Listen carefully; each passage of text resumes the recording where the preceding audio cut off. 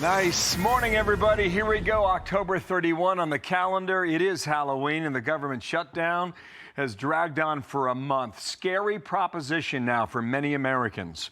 President Trump now pushing what he calls a nuclear option as we say hello on a Friday. Let's make it a good one. Dana's got the day off today. I'm Bill Hemmer live in New York City, and Jackie Heinrich has been traveling all over the world, but she's in Washington, D.C. today. Good morning, Jackie. Good morning, and I'm happy to be with you, Bill. I'm Jackie Heinrich. This is America's Newsroom. The impact of the shutdown is getting worse day by day. Federal workers turning to food banks to feed their families. Airport staffing shortages are threatening to derail the holiday travel season, and SNAP benefits are set to expire tomorrow. I think a lot of people are very worried and very troubled.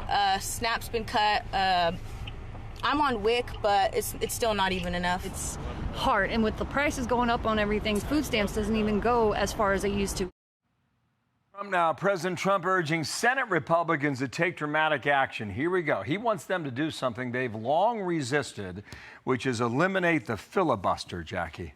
Yeah, the president writes on Truth Social, quote, because of the fact that the Democrats have gone stone cold crazy, the choice is clear. Initiate the nuclear option, get rid of the filibuster, and make America great again. Alexandria Hoff has more from the White House. Good morning, Alex.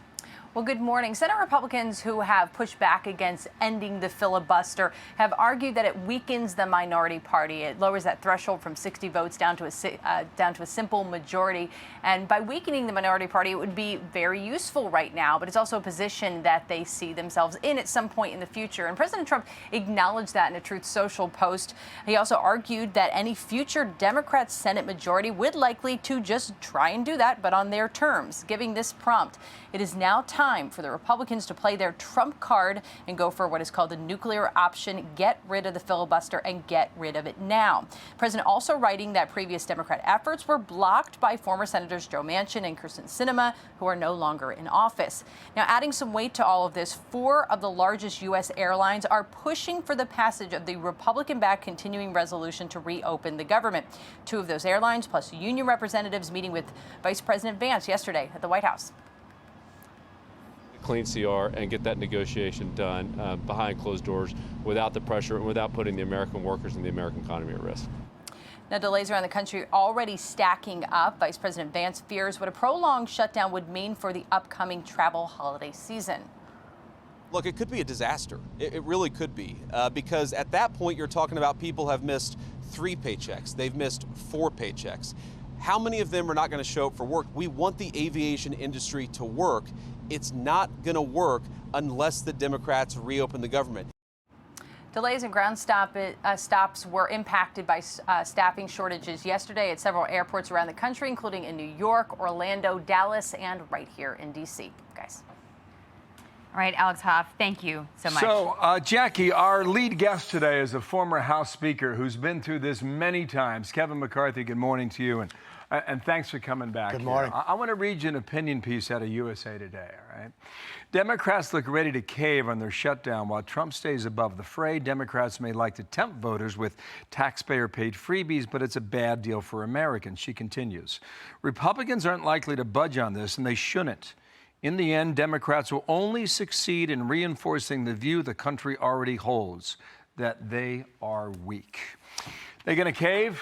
We've been saying that for weeks. Hasn't happened. Well, look, I call this shutdown the Seinfeld shutdown because it's really about nothing. It is Schumer having political pressure. Now, I believe it's about to end. You're having early signs of it. The largest government employee union has now asked them to pass the continuing resolution. You've got the election November 4th coming. I think right after that election, Schumer will then lift and take this pain away because maybe Democrats have a good night, but he doesn't want to do anything before that election to disturb it. He will then have the record for the longest shutdown. So if it's about nothing and just his weakness in political leadership, he could say he did that and move on. But too many people are being hurt now. It's gone on way too long. It's not about anything, which makes it more difficult to get out. So that's why coming after November 4th, the 5th or the 6th, I see as an opportunity that okay, so we'll put you down for about another week. Here's J.D. Vance, the vice president, on exactly that point. Watch here. Here is our very simple proposal to the Democrats. Let's sit down and come to a compromise and work it out. And you know what the Democrats' response to that is?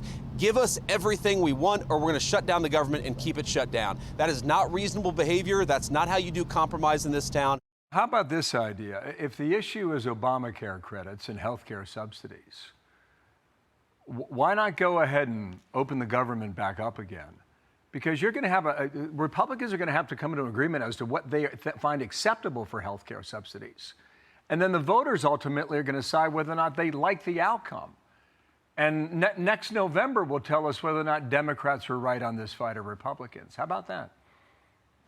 That's very true. And that debate is really for later in this year. And you have Republicans on the record saying they would keep some of those. They want it modified. And that's really where the negotiations should go. You've got a willing White House willing to negotiate. You've got Republicans willing to negotiate.